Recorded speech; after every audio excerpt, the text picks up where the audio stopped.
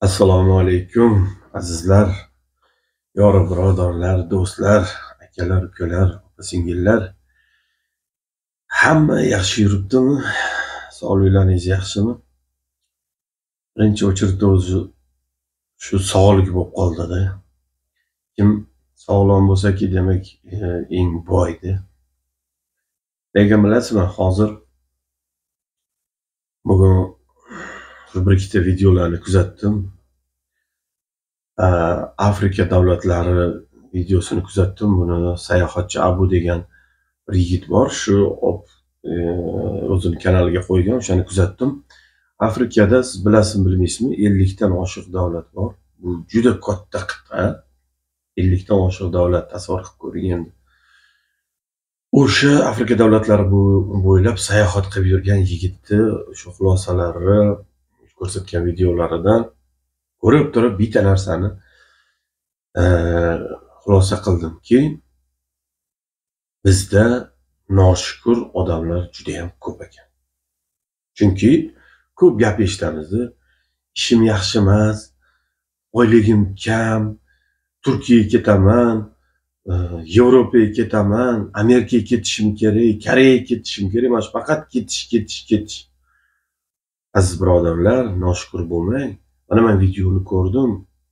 Ko'rsangiz, eng poytaxt Jibuti degan davlatni o'sha poytaxti Jibuti shahridan video qilgan. Endi ko'rsangiz, bitta prilichniy bitta magazinning o'zi yo'q. Yo bir bizadagi mana bu supermarket, gipermarket, mana bu savdo markazlari, bunaqa narsalar umuman yo'q. Oddiy bitta одноразовый britva qidirib shaharni aylanib yuribdi. Qarang, bizda qanaqa? Yolg'on bo'lsa yolg'on deng. Hamma narsa bor. Odamning jonidan boshqa hamma narsa bor. Topsangiz bo'ladi. Borda. Suv, ayniqsa Afrika davlatlari bilasiz, issiq davlatlar, suv muammosi ularda juda kuchli. Shuni hisobidan suv ham qimmat. Bizda suv necha pul? 1 litr shu bezgaz suvni narxidan hisoblaylik necha pul? 3000mi? Yo 4000. 4000 bo'lganda ham erta 15000 bir o'sha baklashka suv o'zi 15000 ekan. Endi shundan hisoblab ko'ring, bizda arzonmi? Svet, gaz, mana shunaqa narsalar ham ularda qimmat. Yo'l kira ham qimmat, ovqat ham qimmat. Hech qanaqa sivilizatsiya yo'q. Shaharlar,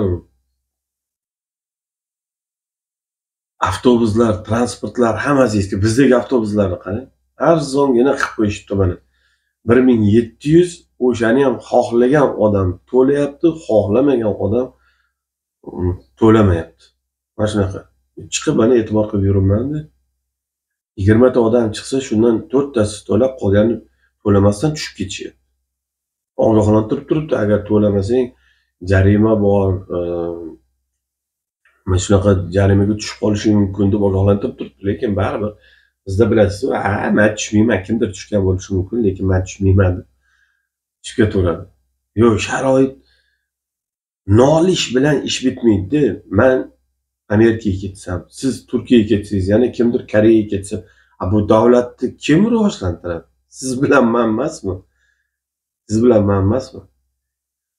Endi ko'pchilik aytishi mumkin, qiynalganlar ko'p. Bu qiynalganlarni ham ko'rib turibmiz. Noshukur bo'lmang, qiynalganlarni ham ko'rib turibmiz. Mana o'zim mana necha marta shu narsani guvohi bo'ldim. Даже eng past tabaqa shu tilanchilar, gadoylar bo'ladimi? 2000 so'm bersam, tumshug'ini jiyiryapti ular. Unaqa qilaman. Mensimayapti, chunki u hech narsa ish qilgani yo'q, meni hech kimim bo'lmaydi. Prosta endi mayli sadaqa deb turib, sadaqa raddi balo deganiga amal qilib, mayli sadaqa deb bersam, tumshug'ini jiyiryapti unaqa. Deman ensasini qotirib, bu nima to'yib ketgan. Qancha mana eksperimentlar o'tkazishdi blogerlar, ko'rdik. Bir kunda 400 ming, 500 ming pul topyapti. Siz mehnat qilib shuncha pul topasiz. Misolda, endi mana o'tayotgan to'ylarimizni qarang. U puli yo'q odam, qiynalgan xalq shunaqa to'ylar qiladimi? Odamning og'zi ochilib qolyapti. Qozon oshlar, stol to'la nakrivat qilingan. 500 ta 600 ta mehmonlar butun texnikalarni qarang, butun tiqilib ketgan. Mana mashina olish bir oddiy bir kiyim olishdek narsa bo'lib qoldi. Borib qarang, qanaqa. Endi qiyinchilik qaysi davlatda yo'q, qaysi joyda yo'q, qaysi mahallada yo'q, qaysi oilada yo'q. Butun dunyo bo'yicha olsangiz hamma joyda bor. Siz eng zo'r deb o'ylagan o'sha Amerikada ham bilasizmi, shuncha muammosi bor kerak. Lekin o'sha yerda ham shukur qilib yashagan, hayotini yashab yuribdi. Bizda ham shunaqa. Noldan ish boshlab boyib ketganlar misol uchun kammi? Mana emas, o'zingiz ham yaxshi bilsangiz kerak, shunaqalar ko'p juda ham. Ayniqsa hozir ayollarning ichida men ko'p kuzatyapman, mana mahallaga ham chiqqanda yo yon atrofda shunaqa voqealar ko'p bo'lyapti. Ayollarimiz noshukrchilik qilib eridan ajrab o'zini, farzandlarini qiynab yuribdi. Qancha ayollarimiz aliment nima qilaman, undiraman deb eri bilan kurashib, olishib, mana shunaqa yuribdi. Bu ham noshukrchilikka kiradimi? Mana kechagina bitta misol shu noshukrchilikning katta bir belgisi. Doktor xotin bilan o'g'il otaga qo'l ko'tarib, otani o'ldiryapti. Oilani boquvchisi o'zini boqib turibdi o'sha. Rozetkaga tok ulab, tok urdirib, ona bilan bola. Oqpadar bo'ldi-yu endi u otasini o'ldirgan nima bo'ladi? Oqpadar bo'ladi. Otaga qo'l ko'tarish yo uni o'ldirish yo'lda tursin, otaga yuziga tik qarab gapirib bo'lmaydi-yu. Otani kalishi bilan gap talashib bo'lmaydi deydi. Ota o'tirgan tomni tepasiga chiqib bo'lmaydi. Bular nima qildi? Bular mana tayyor boquvchi bo'lib turgan erkakni xor-zor qilib o'ldirib, o'ligini olib borib suvga tashlab yubordi. Ahmoq, tovuq miya ayol. Shu kechirib turgan hayotiga noshukrchilik qilib erini o'ldirib yubordi. O'zini pusht kamaridan bo'lgan o'g'liga o'ldirtirdi. Endi nima bo'ldi? Bittasi 18 yilga, bittasi 16 yilga qamaldi. Endi yaxshi bo'ldimi? Tovuq miya ayol. Erga qarshi borilmaydi, erga itoat qilinadi. Qarshi borilganda mana shunaqangi holat bo'ladi. Bitta erkak bechora endi 54 yoshga chiqqan ekan. Mana juvarmay bo'lib ketdi. O'zini o'sha juft haloli, o'sha ayoli boqib yurgan nimasi o'ziga chang soldi. O'zini o'g'li oqpadar bo'ldi. Shu onasini qaytarsa ham bo'lardi. Sabab rashkmish. O'lib ketar rashk. Hop, endi nima bo'ldi rashk? Ayolga qaraganmi yo nima qilganmi? Endi hayoting yaxshi bo'ldimi endi? Mana 18 yil, 16 yil turma.